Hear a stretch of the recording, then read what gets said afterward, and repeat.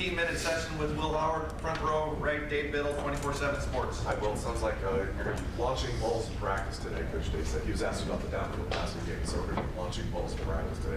But seriously, get into that a little bit. I know you said you can do it. You feel like you can throw the ball deep down the field. Can you get into that part of your game? Yeah, absolutely. I mean, that's something we want to do and push the ball down the field. I don't think we've really done a ton of it yet. But we have the ability to do it, and I think, we're going to work it this week a lot, and, if he wants to launch some balls, let's do it. Like, that's fun, man. Throwing deep balls is fun, so we got to keep doing it and just keep getting better at it every day. How do you feel physically halfway through the regular season? Good, really good. I feel solid. I think this bye week was good to kind of get our bodies back a little bit and recover a little bit, and now we got a nice little 6-7 game stretch that we're going to go on here. Fourth row middle, Pat Murphy, 24/7 Sports. Will, it's one thing to hear Coach Day say you can't lose a game to Ohio State, but to go through it and kind of feel the backlash of losing a game as a behind quarterback, what was that like for you over this past week? Yeah, it makes it real for sure, because you can say it as much as you want, but until it happens, you feel it a little more. And we talked about we wanted to flush that game, but we're not going to forget about it, and it's going to be in the back of our head. We're going to use it.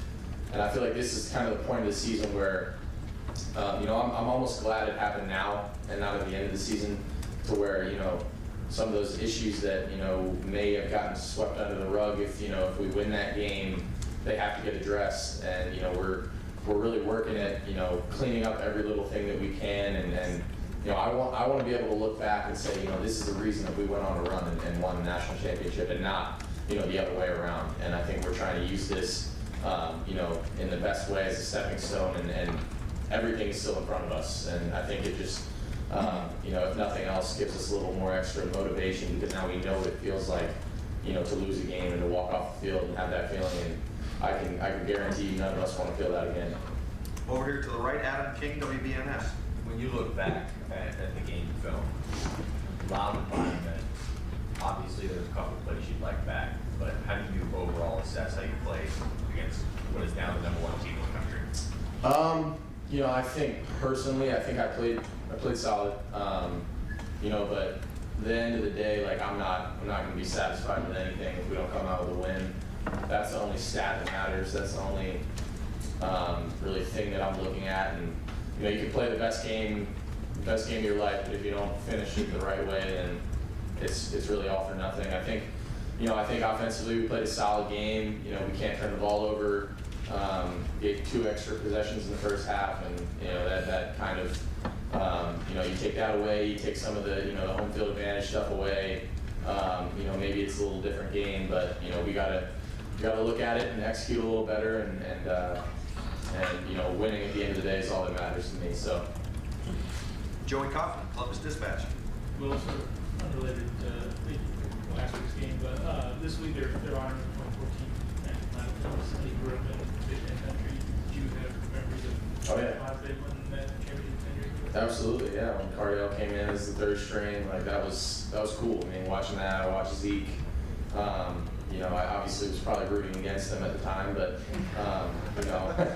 like, you couldn't deny how good that team was, man. And now to be a part of it, and the fact that we're honoring them, I want to be able to look at that and be like, man, this should be us in 10 years or however long, coming back and getting honored, and that should be something we should look at and be like, man, I want to be able to do that too. Tim May, Letterman Row. Yeah, well, if you've ever had one of those dreams that never ends, you know what I mean? It just keeps going and you don't quite get there. Did that last 6 seconds of that game, what have you just replayed in your mind over and over of what could have been a little bit different? Or, there was a lot to process there. Yeah. Believe me, I've played it over in my head a million different times, and what I could have done. Could I have just taken the first read and thrown it to Brandon Ennis, and it's a long field goal. Do I do that? But that's taking a risk, and I wanted to get our goal. We said we wanted 15 yards, so I'm trying to get as many yards as I can. And I looked up and I saw 2 seconds left, and I got down. I thought I had enough time.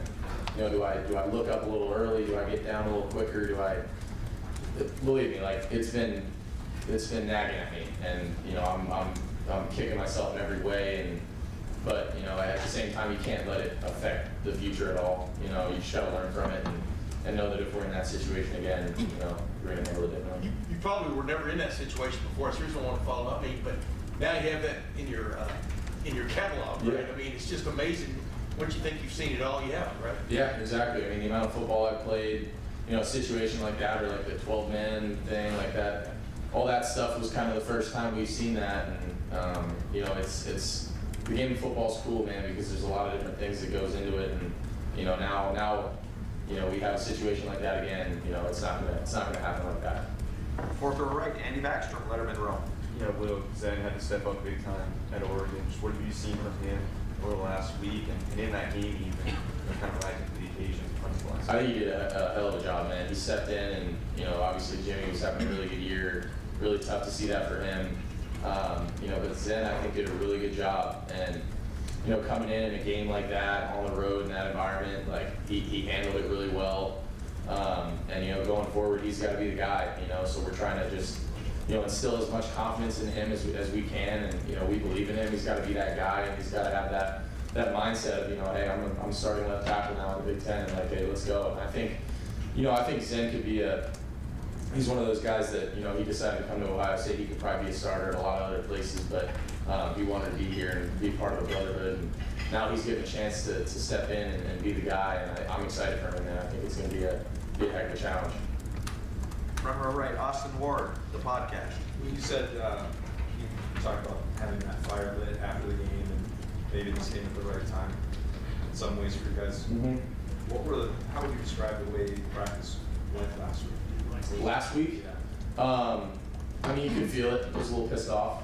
Yeah, I think obviously with the bye week being after, you know, that game, you know, we were trying to be smart, and you know, some of the ones were taking some reps off, but you know, I think overall the mindset was just kind of like, we can't let that happen again, you know, and more of a motivated, kind of pissed off, ticked off mentality. And I think, you know, it starts from the top. I think, you know, the coaches definitely brought it a little more last week, and I mean, not that they weren't, but like, man, I mean, you kind of realize, you're like, man, you know, you're human, and things happen, and you know, and we didn't want to have to learn in this way, but you know, we can't change the past, and it happened, man. So like, we gotta bounce back from it and use it for good now. And you know, there's no way to go back and change the game. All we got to do is look forward, and you know, run the table, win out, and see them again in Indy, and that's, you know, that's all we can hope for. Bill Rabinowitz, Columbus Dispatch. You probably watched that last play, probably seen you know, screenshot of it. It looked like you were down 1 second to get the clinch. I thought I was. Yeah, I thought I was down in 1 second, but you know, they didn't feel like clearing the field of all the kids that were out. So, you know, it's tough, but we always talk about leaving no doubt. So, you know, I probably should have gotten down even quicker to make sure that we didn't leave any doubt there. Rob Aller, Columbus Dispatch. You talked about maybe home field advantage factored in. You've played in a lot of tough environments. I'm just curious what else and ranked. It was up there, man. I'm not gonna lie. They brought it. It was. I was saying before the game, it was pretty similar to K-State, like just the feel. You know, for me, like I thought it was a smaller stadium, but it got loud. I don't know what it was about the shape of the stadium, but it got very loud on the field. Especially down there at the end. I think the fact that it was a really good game the whole time kind of kept them in it. And credit to them, man, they had a good atmosphere. It was a tough place to play. I think, you know, you take some of that stuff out of the picture, you know, being at a neutral site, or if we were at home, you know, maybe it's a different outcome. But yeah, I was impressed. I'm not gonna lie, it was a loud place to play. You said you haven't really unleashed the deep ball, at least maybe in practice. That hasn't been a focus. Is there a reason why? Do you think it's just you want to get the basics in and then work from there? Yeah, no, I know. I don't think it's anything in particular. I think, you know, part of it is, you know, it's not that we haven't worked on it in practice. We worked on it in practice a ton. It's just we haven't really shown it, I don't think, in the game a ton. You know, I think part of it is that we got some dudes on the outside that can fly, and people are worried about that, and they stay up over the top of us. And so then you can take some stuff underneath. And I think other than that, like, I think some of it, like, we didn't really need until, maybe a little later. Now we're getting into conference play, and, we want to be able to push the ball on the field in a lot of different ways. And, I think we're just going to continue to get better at it, and it's not something that we're, like, super up in arms about or worried about. We just need to keep grinding on it and take it one play at a time. Bill Landis, Kings of the North. Well, you touched on it a couple questions ago, but what's your role as the quarterback when you have your starters that begin like Zen is? Are you talking to him more than you would talk to guys normally, or are you trying to balance, pumping him up without like overwhelming him about sort of his changing job description? Yeah, definitely. As a leader on the team, as somebody who's kind of been in the the starter role now for a little bit, like, that's a guy definitely that this week, and you want to instill confidence in, but you don't want to make it like feel fake. It's like, I don't want to just go over to Zen every day and be like, hey man, you got this. Like, that feels corny. It's got to be real, man. It's got to be like, hey, he does something in practice, it's good. Like, stay on him. Like, hey, that's a great job, man. Or even maybe just pushing him a little bit, and because we need him. And I think he's been doing a great job and stepped in and did some good things during the bye week. And I'm excited to see how he grows, man, because he's a really good dude, and I think he's gonna do some really good things. Fourth row left, Tony Girdman, Buckeye Huddle. Well, with the deep ball, what is the key to making that happen in the game? The coverage isn't, if there are two safeties staying back. Like, how do you? You don't throw it. Yeah. So, Just don't throw it. and so what's the key then to when that's not there, throwing a good deep ball? It's all about what the defense gives you. If the defense isn't giving you the deep ball, you're not going to throw it. And if they want to stay back and play 2-3 safeties deep and not put anyone in the box, then we're going to hurt you with that, or we're going to hit stuff underneath you. And I think the fact that they have to respect that and stay so far off of us is why we've had some success in the intermediate game.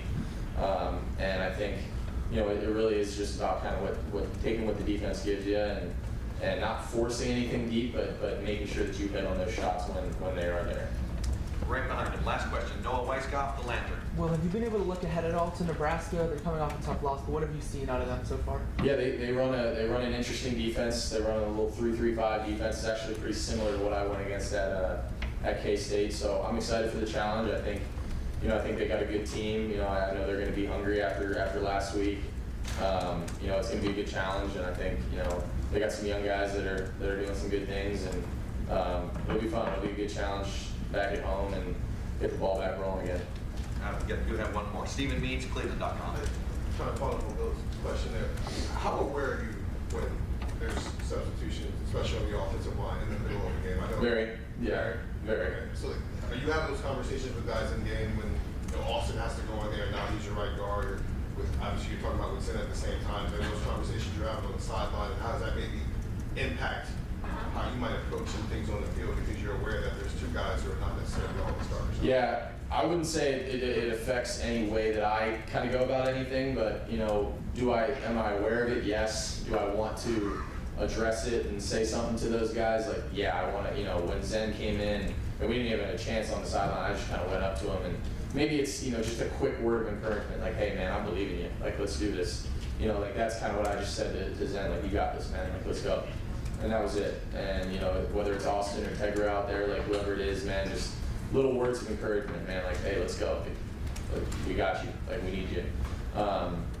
Maybe something quick on the sideline, going over, just reassuring those guys. It's a little quicker in game. You're not really thinking about it as much, but just little things to kind of keep those guys going.